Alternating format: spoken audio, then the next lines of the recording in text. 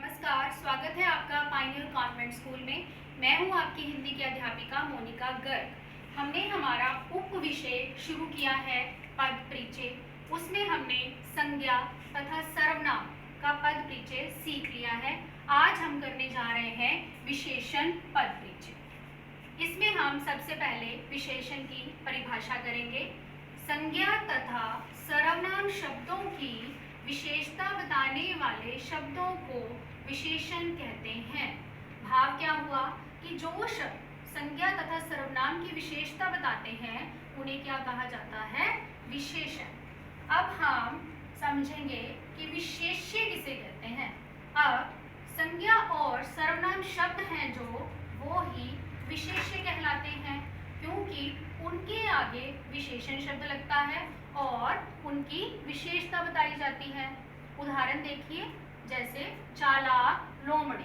यहाँ पर जो लोमड़ी शब्द है ये संज्ञा शब्द है और इसके आगे चालाक लगा दिया तो ये क्या है? विशेषण।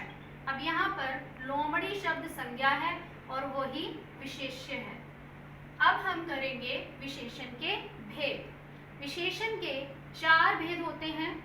इसका पहला भेद है गुणवाचक विशेषण। गुणवाचक विशेषण कौन से होते हैं? जो संज्ञा तथा सर्वनाम शब्दों के गुणों के बारे में बताते हैं। भाव कि वो कोई भी व्यक्ति है, अगर वो काला है, गोरा है, लंबा है, मोटा है, पतला है, या चारों दिशाएं, या दैनिक है, कोई पत्रिका मतलब दैनिक आती है, सालाना आती है, तो वो सभी गुणवाचक विशेषण कहलाते हैं। विशेषण का दूसरा भेद है संख्यावाचक विशेषण।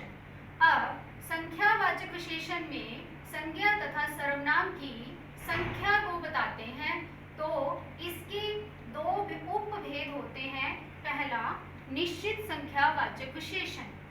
वे विशेषण शब्द जो संज्ञा तथा सर्वनाम की निश्चित संख्या का बोध करवाते हैं उन्हें निश्चित संख्यावाचक विशेषण कहते हैं।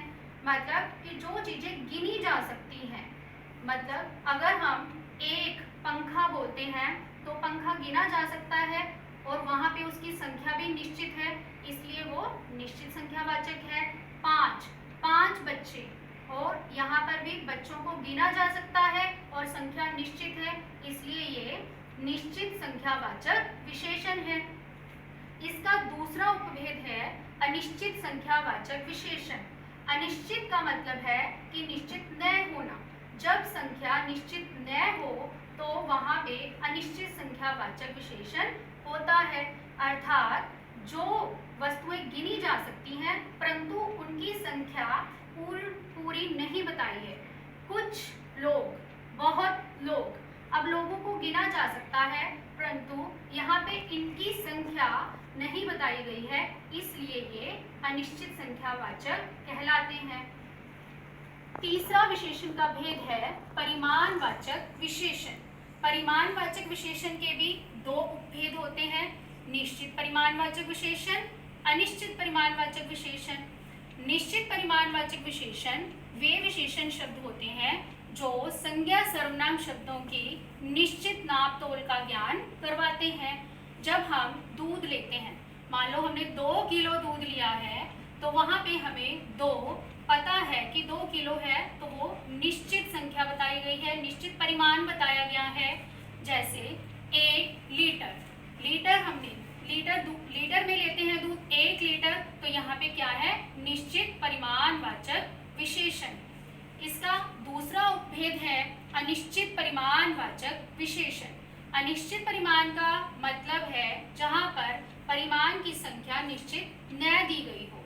यहाँ पर हम बोलते हैं कम पानी, पर्याप्त मात्रा, यानी कि अगर हम कहें कि ग्लास में पर्याप्त मात्रा में पानी है तो ये मात्रा कितनी है ये नहीं पता, परंतु यहाँ पर मात्रा की बात हो रही है, अनिश्चित मात्रा की बात हो रही है, इसलिए ये अनिश्चित परिमाणवाचक विशेषण है। चौथा भेद है सार्वनामिक विशेषण।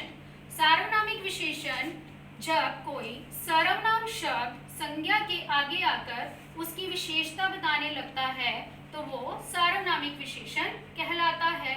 जैसे यह, वह, ये,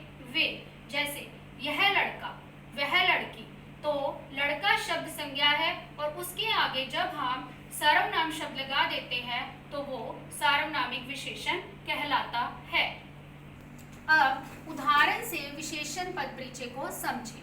पहला उदाहरण है, माँ ने चटपटा खाना बनाया।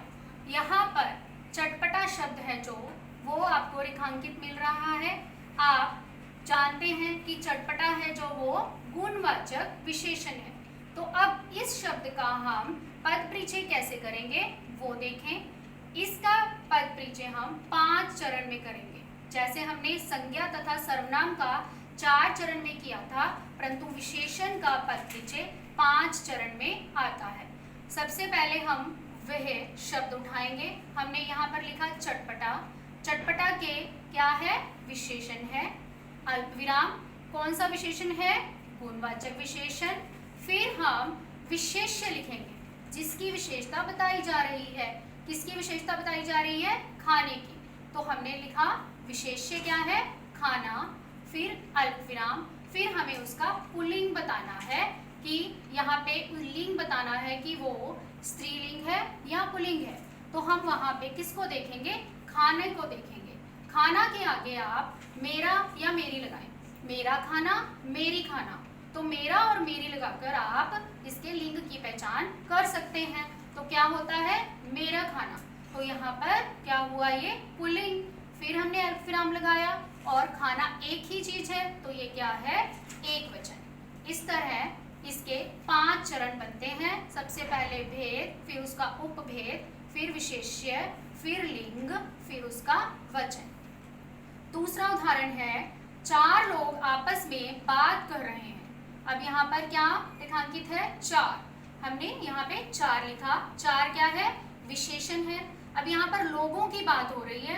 लोगों को हम गिन सकते हैं, मतलब ये क्या है? संख्यावाचक विशेषण है। और 4 संख्या, निश्चित संख्या भी दी गई है, इसलिए हम इसको लिखेंगे न को छोटे की मात्रा लगाकर, लाघव चिन्ह लगाकर नी का प्रयोग करेंगे, निश्चित संख्यावाचक विशेषण और अल्पविराम। और इसमें किसके बारे में बात की जा रही है? लोगों की विशेषता बताई जा रही है, इसलिए ये क्या है? विशेष्य। विशेष्य लोग। और लोग क्या है? पुल्लिंग है, तो हमने लिख दिया पुल्लिंग। और ये एक वचन है या बहुवचन?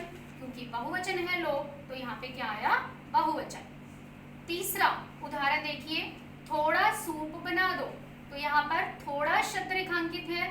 हमने थोड़ा उठाया, यहाँ पर लिखा विशेषण। उसके बाद हम यहाँ पर देखेंगे कि यहाँ मात्रा की बात की जा रही है, सूप की मात्रा की बात, मतलब कि ये परिमाणवाचक विशेषण है। तो यहाँ पे हमने अल्प विराम लगाकर थोड़ा, यानी कि निश्चित मात्रा नहीं दी गई, इसलिए हमें यहाँ पे अनी लगाना है। अनी परिमाणवाचक विशेषण, अनिश्चित परिमाणवाचक विशेषण। हमें इसे लाघव चिन्ह लगाकर छोटा करके लिख दिया। अब किसकी विशेषता बताई जा रही है? सूप की। तो विशेष्य हुआ यहाँ पर सूप। और सूप क्या है? पुल्लिंग है और एक वचन है। अब चौथा उदाहरण देखिए, ये लड़के मेरे दोस्त हैं। ये लिखा हमने, ये क्या है? विशेषण है। उसके बाद अल्पविराम लगाया। कौन सा विशेषण है? अब यहाँ पर लड़के संज्ञा शब्द है और संज्ञा के आगे ये सर्वनाम शब्द आ गया है, तो यहाँ पर ये सार्वनामिक विशेषण है। अल्पविराम लगाया, फिर हमने विशेष्य लिखा। किसकी विशेषता बताई जा रही है? लड़कों की। तो ये विशेष्य क्या हुआ यहाँ पर? लड़के। फिर अल्पविराम, लड़के क्या है? पुल्लिंग है, तो हमने लिखा पुल्लिंग। लड़के बहुत संख्या में है, तो यहाँ पर क्या आया? बहुवचन। इस तरह आप उदाहरणों से विशेषण पद परिचय सीख गए होंगे और इस वीडियो को ध्यान से देखें, इसको समझें। अब हमारा विशेषण पद परिचय है जो वो भी हो गया है। अब आप इस वीडियो को देखकर इसको अच्छे से समझ सकते हैं और आपको इसी से संबंधित एक पत्रिका दी जा रही है और उस पत्रिका को वीडियो को अच्छे से समझकर करें।